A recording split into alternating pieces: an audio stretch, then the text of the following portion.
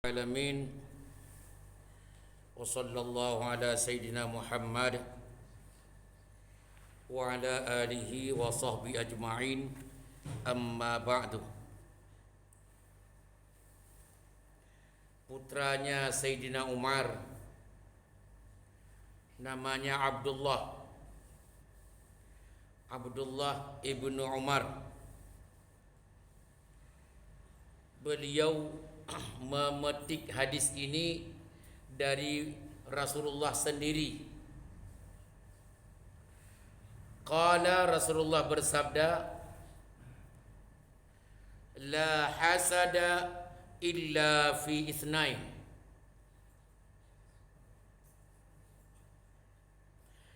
Anda tidak boleh iri kecuali ada dua manusia. Anda boleh iri di dua manusia.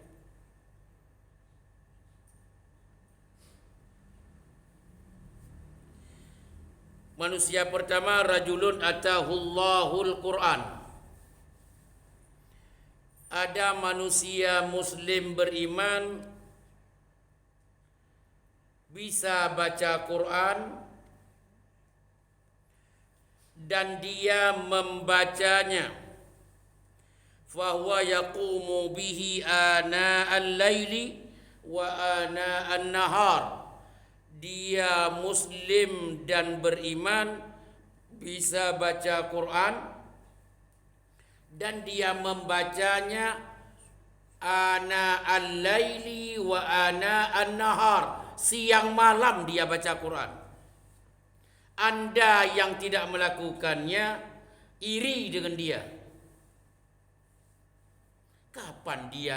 Tiap hari ada saja waktu baca Quran. Tiap malam ada saja waktu membaca Quran. Aku iri dengan kamu. Boleh. Sangat dianjurkan iri. Gimana caranya? Padahal kerja lebih banyak dia. Tugas hari-hari lebih banyak dia. Dibanding saya banyak kosong waktunya. Kok enggak pernah baca Quran siang harinya? Dan tidak pernah baca Quran malam-malamnya. Kok dia yang selalu sibuk, banyak kerja? Saya tahu kerjanya banyak, tapi sempat-sempatnya baca Quran malam-malam, sempat-sempatnya baca Quran siang-siang. Allahu Akbar. Orang yang begitu kita ini perlu iri. Jawab serentak. Jelas? Jelas. Kayaknya kurang semangat. Jelas? Satu. Warajulun, yang satu lagi manusia beriman kepada Allah dan Islamnya, atahu malan. Allah berikan harta, masya Allah. Harta cukup untuk dia hidup, cukup untuk dia makan, cukup dia untuk memakainya, cukup untuk menjaga keluarganya, istri, suami, anak-anaknya, dan orang-orang tuanya cukup. Walaupun tidak berlebihan. Fahuwa yunfiquhu. Aneh. Saya banyak harta. Dia cukup, sekedar cukup hartanya. Bukan berlebihan banyak. Fahuwa yunfiquhu. Tapi dia walaupun terbatas hartanya, yunfiquhu, senang berinfak, senang mengeluarkan hartanya untuk jalan Allah, untuk manusia yang membutuhkannya. Ana al-laili, siang malam, wa ana an-nahar, tidak pernah berhenti berinfak. Padahal saya tahu pemasukannya tidak begitu banyak, sekedar cukup, tapi senang berinfak. Sedangkan saya ini hartanya melebihi harta dia, tapi kok berat sekali sih berinfak. Anda boleh iri dengan orang baik tadi. Jawab serentak. Jelas? Jelas. Hadis muttafaqun alaih. Hadis riwayat Imam Bukhari dan Imam Muslim. Kesimpulan.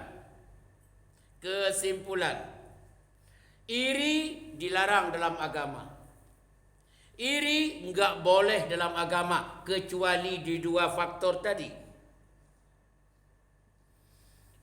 Kalau ada orang yang sering baca Quran siang-siangnya, sering baca Quran malam-malamnya, padahal waktunya dia sibuk, sedangkan kita yang tidak sibuk, tidak begitu sibuk, jarang baca Quran. Anda yang tidak sibuk iri dengan orang yang sibuk dengan kerjanya, waktunya sempit, tapi dia bela-belain baca Quran. Anda harus iri dengan orang itu. Itu yang pertama kesimpulan. Jawab dengan semangat pagi, jelas? Yang kedua, harta lebih banyak kita dari orang itu. Orang itu hartanya pas-pasan.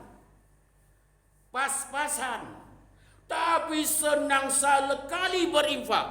Siang malam dia berinfak kepada jalan Allah. Siang malam dia berinfak kepada orang yang membutuhkan. Subhanallah, Anda yang banyak harta, jarang berinfak, harus iri dengan orang yang selalu berinfak tadi.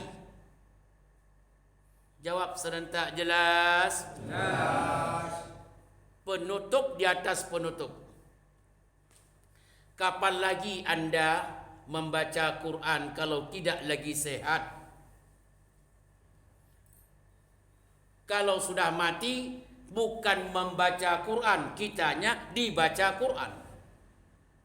Yang baca tidak ngerti, yang ikutin tidak tahu. Kalau kita membaca Quran tidak paham sekalipun, pahala masuk, dapat pahala. Baca Quran tidak mengerti, enggak apa-apa, baca.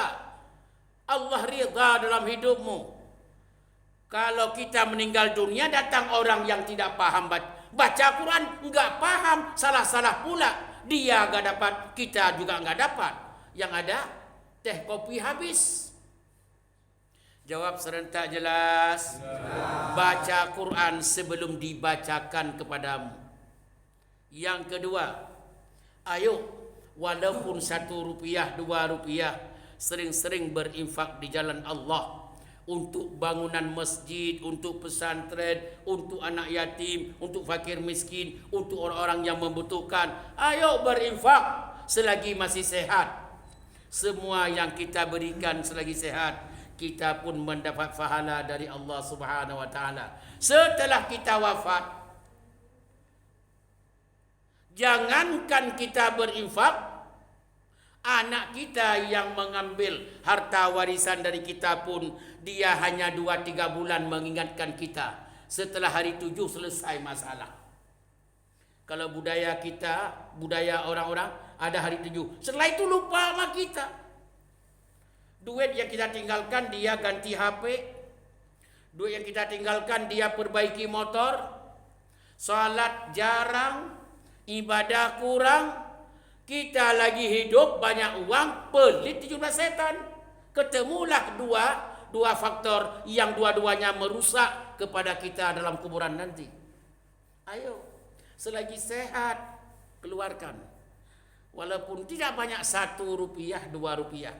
Selalu saya katakan, yang hadir dalam masjid ini 100 orang. 100 orang yang hadir subuh ini. 1 orang saja 1.000 rupiah kan 100.000. 100.000 itu 2 sak semen kalau dibangun masjid. 2 sak semen dibangun pesantren.